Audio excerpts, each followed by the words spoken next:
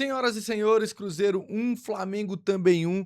Jogo aí de ida da Copa Libertadores, um jogo muito trocado, muito disputado e o confronto de volta totalmente em aberto. Like no vídeo, se inscreva aqui no canal, é muito importante contar com a ajuda de vocês pra gente seguir produzindo conteúdo por aqui.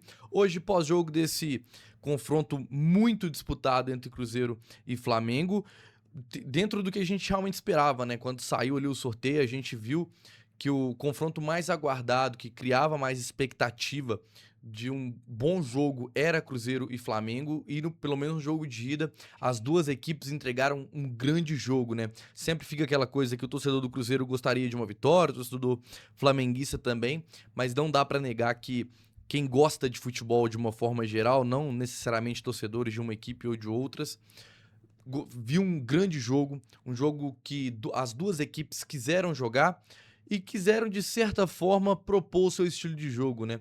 Que o que os treinadores ali colocaram em campo, as ideias que eles tinham, eles conseguiram passar para os seus atletas e, de certa forma, colocar isso, né, dentro das quatro linhas. Primeiro vamos falar das escalações. O Cruzeiro veio basicamente o que a gente esperava, com se dá para considerar alguma surpresa o Wesley entre os titulares, mas era basicamente isso, né? Otávio, goleiro titular, sem muito o que falar. O William atuando já com a baixa do Fagner, que não podia jogar, o William assumindo a titularidade pela direita. Fabrício Bruno, João Jesus, Gabriel Rojas retornando na lateral esquerda. Mateuzinho na vaga do Romero, era outro movimento que a gente já esperava, né? O Arthur Jorge já vinha testando o Mateuzinho por ali, já era esperado que ele fosse jogar como esse primeiro volante. Gerson, Arroio, Matheus Pereira e o Wesley tinha ali a possível chance de ser o Kaique Kenjo, mas acho que a estreia que o Wesley fez contra o Mirassol, assim, deu a certeza aí que se ele tivesse condição de começar jogando, ele deveria entrar jogando. Foi assim que o Arthur Jorge preferiu. E no comando de ataque, o Caio Jorge. Já pelo lado do Flamengo, o Jardim proporcionou algumas mudanças que deram a entender que o que o treinador português gostaria de fazer com sua equipe, né? O Flamengo está jogando com o Rossi. A primeira surpresa já logo no lateral direita era algo que a gente esperava, mas eu realmente acreditei que ele iria entrar com o Varela por ali, mas ele entrou com o Emerson Royal, né, como esse lateral pelo lado direito. Na dupla de zaga, Léo Ortiz, que tinha condição de jogo e é um dos melhores zagueiros do elenco do Flamengo, ainda mais com a baixa do Vitão. Léo Ortiz com Léo Pereira, que é o melhor zagueiro do Flamengo, junto com o Ayrton Lucas. Alexandre não tinha condição de jogo e vai o Ayrton Lucas por ali. Até aí tudo bem. No meio de campo, Pulgar com Jorginho, tudo bem também, sem nenhuma surpresa. O Everton Araújo é um jogador que o Leonardo Jardim gosta muito, mas a gente, pelo todo histórico e também pelas atuações recentes do Pulgar, credenciava ele a ser esse titular. E aí começa um pouco da surpresa, né? Porque o Plata na vaga do Carrascal, também por aí até tranquilo, né? Mas havia uma expectativa maior do Carrascal começar jogando. Arrascaeta, Samuel Lino, e aí a grande surpresa que foi a entrada do Bruno Henrique na vaga do Pedro. Pedro começando entre titulares, tinha essa expectativa de Carrascal ou Plata, muito porque o Paquetá não tinha condição de jogar os 90 minutos, porque se tivesse condição, claramente o Paquetá tinha iniciado os 90 minutos ali pelo lado direito.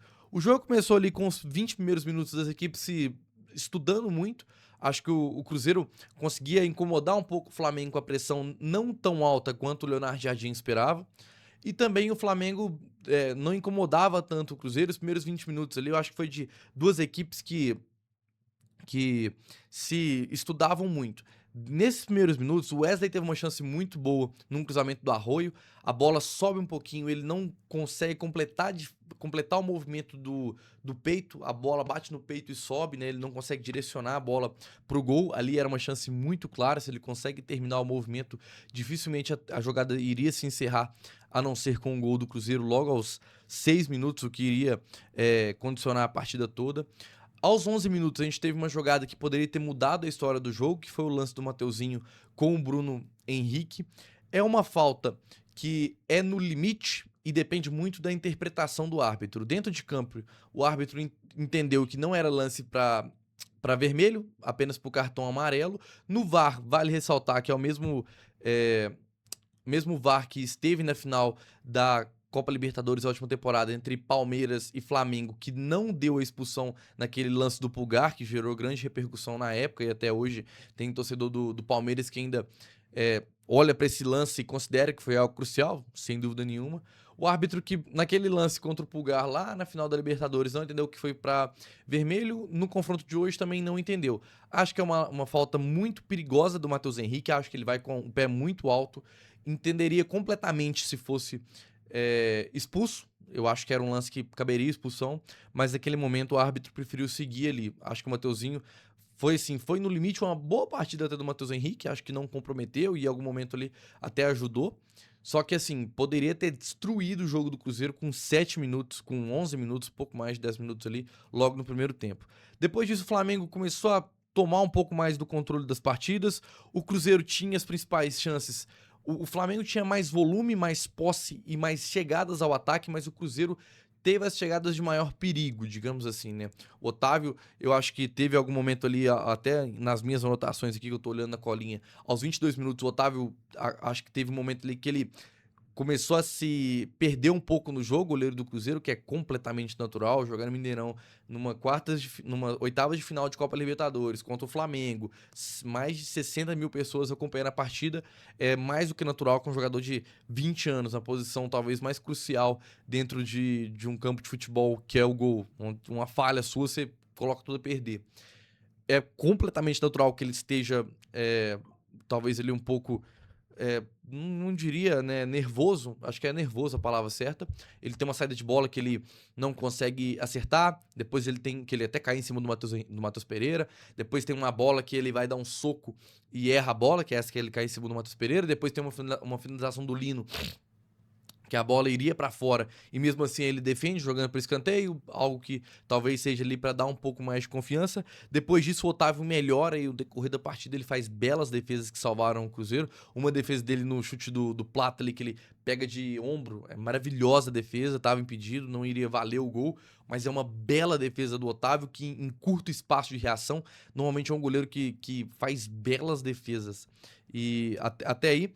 E logo quando a gente tem a parada no segundo tempo, a parada no primeiro tempo para hidratação, o que o Arthur Jorge mais pediu foi que o Cruzeiro se movimentasse melhor na frente para que pudesse chegar a bola para o Caio Jorge em maior condição do camisa 19 finalizar. E de fato era isso, era um Cruzeiro, eu acho que passou muito por embates no meio de campo. Acho que o meio de campo do Cruzeiro estava pressionando muito bem o Flamengo, o meio de campo do Flamengo pressionando muito o Cruzeiro. Até por aí o jogo começou a sair um pouco mais pelas beiradas, né? Samulino pelo lado do Flamengo não conseguiu colocar tanto esse jogo pelas beiradas, o Plata pelo lado direito já conseguia arrancar mais para um contra um. Pelo lado do Cruzeiro, o Arroio e o Wesley faziam também essa jogada de tentar ir um pouco mais pela beirada, porque pelo meio de campo estava muito congestionado.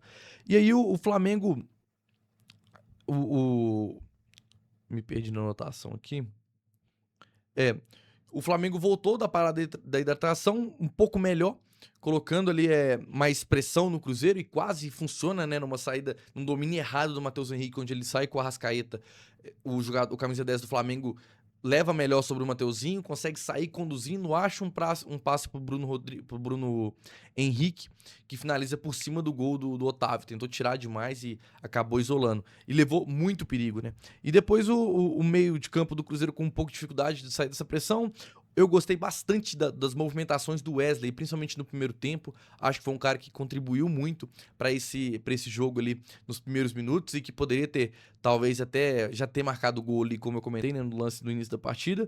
E o Cruzeiro que começou a ficar um pouco mais com a posse de bola e começou a ficar um pouco mais confortável. Isso era um fato. Quando o Cruzeiro conseguia reter a bola e trabalhar a bola e trabalhar um pouco melhor, fazer com seus meias conseguissem sair para jogar, o Cruzeiro ele tinha um volume interessante e conseguia criar boas oportunidades. A questão é que o Flamengo não deixava o Cruzeiro fazer isso e o Cruzeiro também não deixava o Flamengo fazer. O Flamengo no primeiro tempo, posso até puxar essa estatística porque ela tá fácil aqui. No primeiro tempo o Flamengo teve 56% de posse de bola. Não dá pra ver aqui no site de estatísticas até qual momento que o Flamengo tinha mais posse.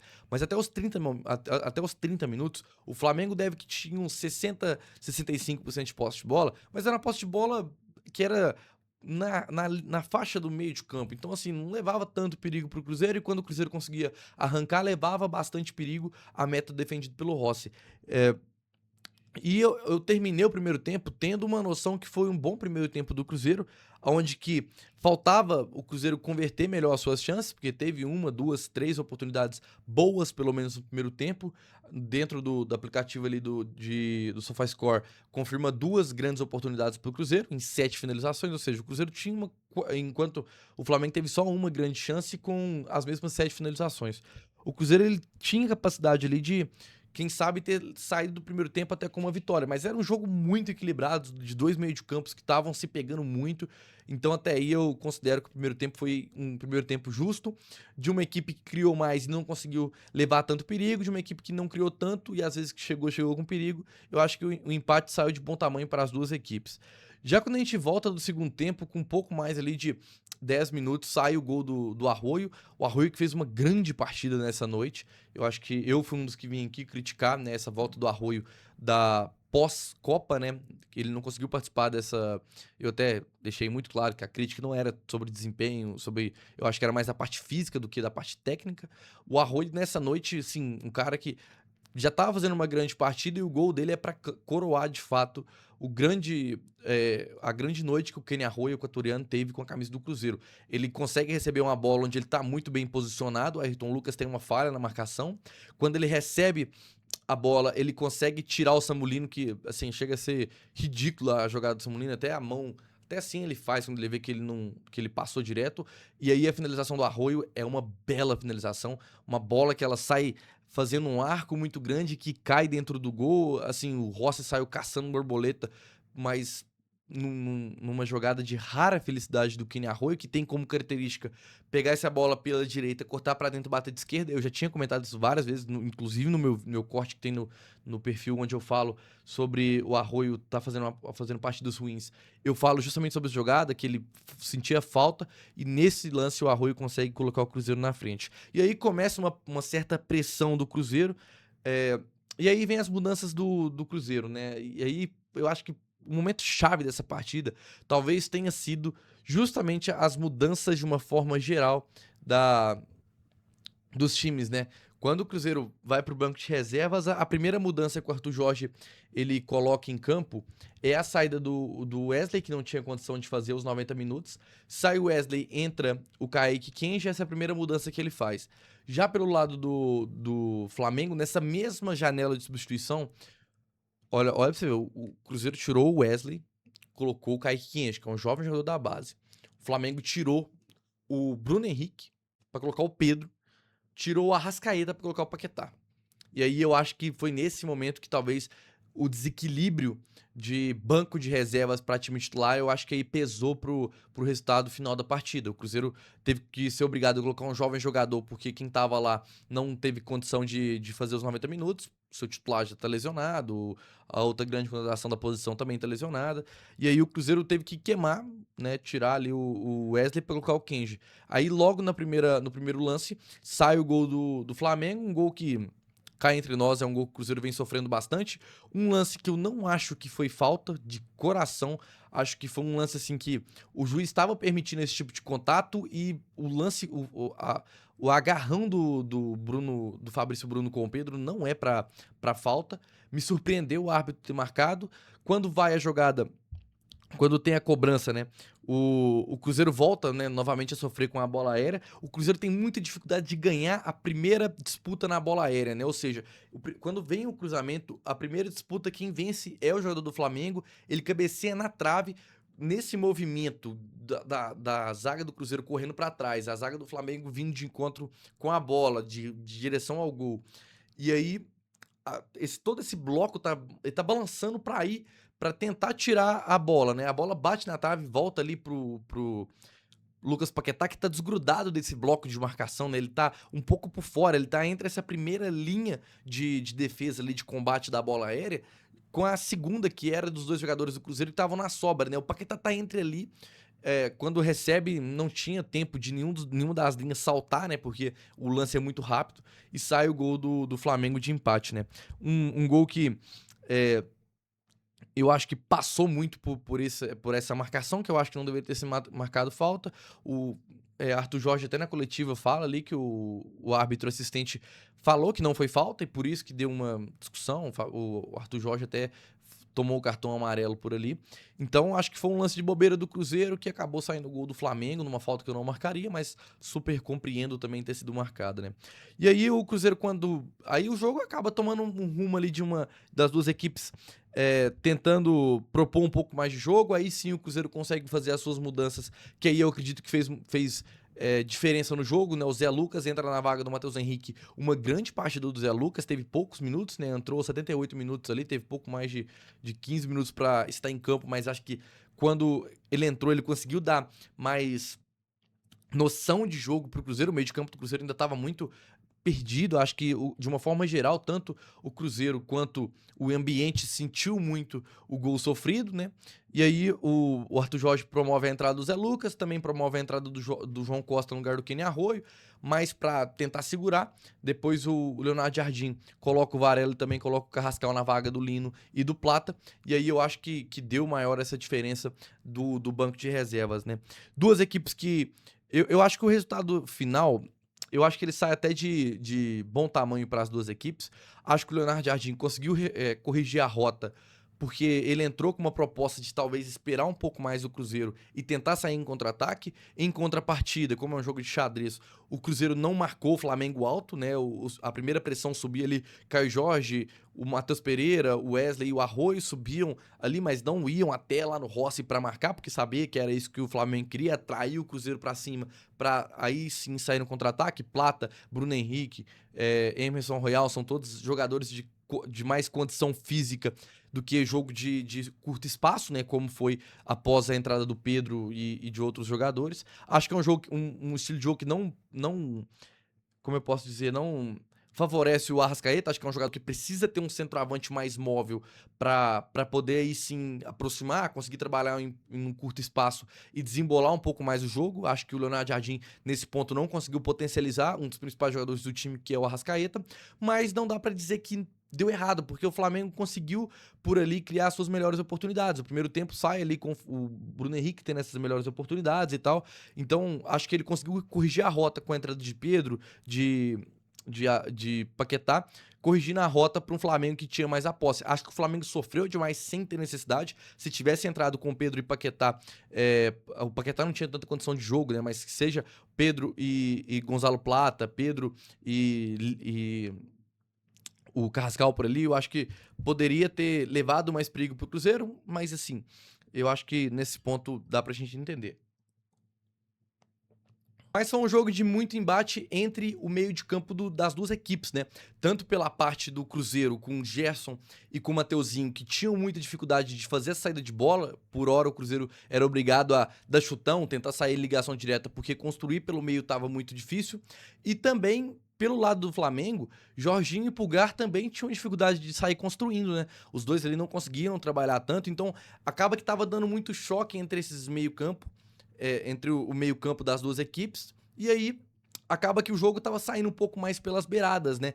E o Cruzeiro ele conseguiu levar maior perigo pro Flamengo, justamente quando conseguia pôr a bola no chão, ter mais tranquilidade para trabalhar, e aí sim colocar Gerson, o Matheus Pereira, o Mateuzinho para ser a mente pensante dessa equipe do Cruzeiro. Mas também não foi uma noite exemplar de nenhum desses três jogadores. Assim como pelo lado do Flamengo, também não foi. O Jorginho, que era um jogador muito ritmista, ficou sob a tarefa de ficar mais por conta do Matheus Pereira, né? O Jardim trabalhou mais de ano com o Pereira, sabia que era um jogador que se desse total condição para ele jogar, ele conseguiria destravar esse jogo, né? Então o Jorginho fazia longas perseguições atrás do Matheus Pereira, e também o Matheus Pereira, em vice-versa, também fazia a marcação do Jorginho. Então, esses dois principais jogadores que são a mente pensante das duas equipes, eles não tinham tanto espaço para trabalhar e por aí o jogo ficou muito centralizado. O Flamengo tentava sair um pouco mais pelo meio, o Cruzeiro tentava sair um pouco mais pelas beiradas, o Cruzeiro também tentava sair mais pelas beiradas com o Arroio,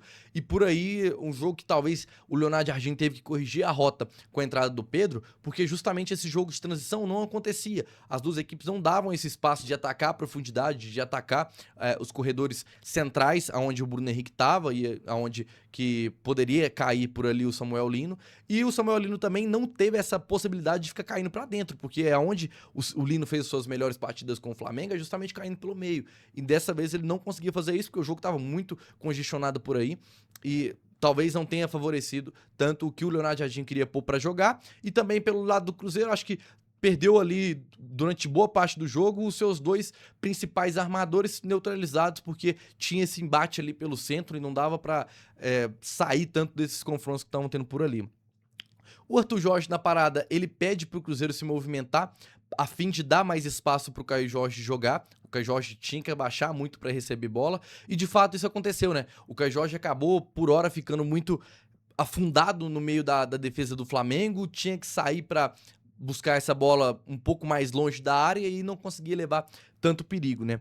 O Arroio, nessa noite, eu acho que vale destacar, fez uma grande partida do Arroio, antes mesmo do gol marcado, que o gol é feito para coroar a grande partida que o Arroio fez, mas de uma forma geral, se mostrou um jogador muito mais confiante, e o Arroio que tem gostado de jogo de Copa, né? A última grande jogo que o Cruzeiro teve por uma Copa em fase de mata-mata foi contra o Corinthians. Naquela oportunidade, o Arroio marcou 2 gols, né, na temporada passada. Dessa vez, um gol de muita técnica, de muita inteligência do Arroio, de muita confiança até certo ponto, né? A finalização dele, primeiro que é um erro de marcação do Ayrton Lucas. O Ayrton Lucas não sai nem na foto. Foi um erro muito grande. O Samulino vem desesperado para tentar salvar o lance e acaba sendo cortado pelo Arroio, um lance ali que tem que ter muita técnica, tem que ter muita frieza, um jogador ali muito jovem como o Arroio, era natural que essa tomada de decisão talvez não fosse de tentar tirar o marcador da jogada como ele tirou.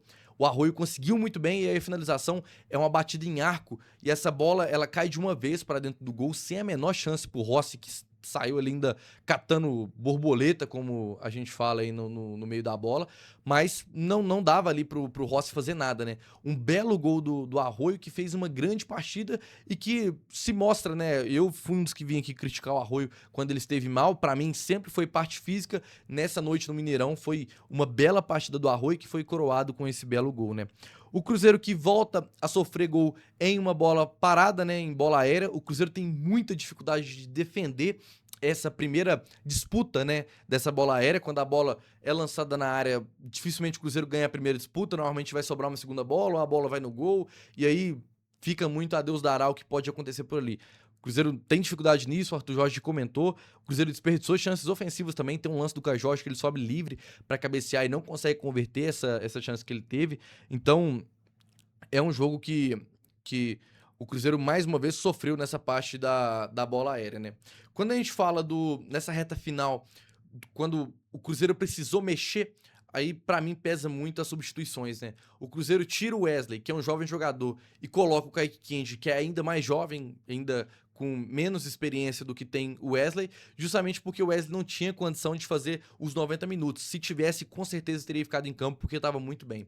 O Flamengo, ele consegue mudar a sua forma de jogar só com o seu banco de reservas. Quando sai o Bruno Henrique e entra o Pedro, quando sai o Arrascaeta e entra o Lucas Paquetá, fica muito clara a diferença entre os bancos de reservas, né, das duas equipes. Eu acho que quando a gente pega os 11 iniciais, o Cruzeiro é um elenco que consegue bater de frente com quase todas as equipes do futebol nacional, para não falar que bate de frente com todas. Hoje bateu de frente com o Flamengo e é uma das principais equipes.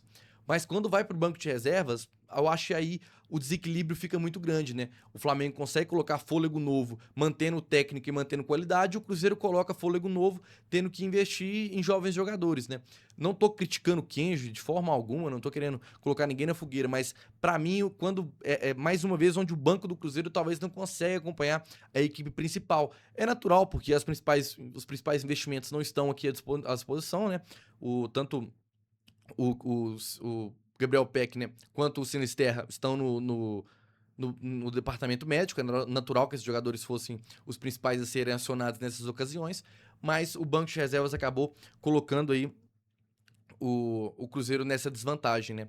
Queria falar também de um bom jogo dos jovens jogadores do Cruzeiro. O Otávio, que depois que passou esse momento ali talvez de, como eu posso dizer na palavra, um momento de oscilação do Otávio, quando passou, ele foi muito bem. Ele faz uma defesa de ombro numa finalização do Plata, que é coisa de outro mundo. O Otávio, em curto espaço, onde o tempo de reação é crucial para um goleiro, o Otávio sempre vai muito bem. Ele conseguiu boas intervenções ali e é um goleiro que cada vez mais faz boas partidas. Eu acho que oscilar é normal dentro de uma partida onde tem uma pressão gigantesca, um dos jogos mais importantes do Cruzeiro na temporada e nos últimos tempos. É completamente natural que esse goleiro vai oscilar um momento ou outro. Mas se manteve firme e por aí eu acho que merece aplausos, né? Jonathan Jesus fez uma boa partida novamente, acho que ajudou o Cruzeiro ali da forma que conseguiu, né? O Arroio, aí você pega o time do Cruzeiro, são de vários jogadores jovens, né? A média de idade do Cruzeiro hoje, do time inicial, foi de 25 anos. Então, assim, são jovens jogadores, né? Otávio com 20, Jonathan Jesus com 22, o Wesley com 21, Arroio com 20, Caio Jorge com 24. Ou seja, são jovens jogadores que conseguiram ajudar o Cruzeiro. E quando o Cruzeiro teve que mexer, também teve que colocar peças jovens, né? Entrou o Kenji com 20 anos, o Zé Lucas com 18 anos e o João Costa com 21. Grande participação do Zé Lucas quando foi acionado nessa noite. Foi um jogador muito temporizador quando entrou, né? Eu acho que foi um cara que conseguiu dar mais dinamismo e mais calma pro meio de campo do Cruzeiro, conseguiu encontrar boas saídas.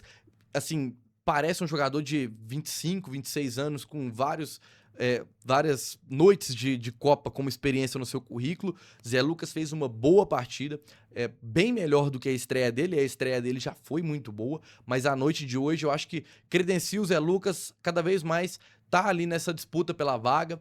É um primeiro volante de qualidade muito refinada, de passe, de técnica, de fazer essa condução. E eu acho que quando entrou, conseguiu ter personalidade para mudar o jogo do Cruzeiro até ali então. E em poucos minutos, para mim, já teve um grande impacto nessa reta final do jogo do Cruzeiro.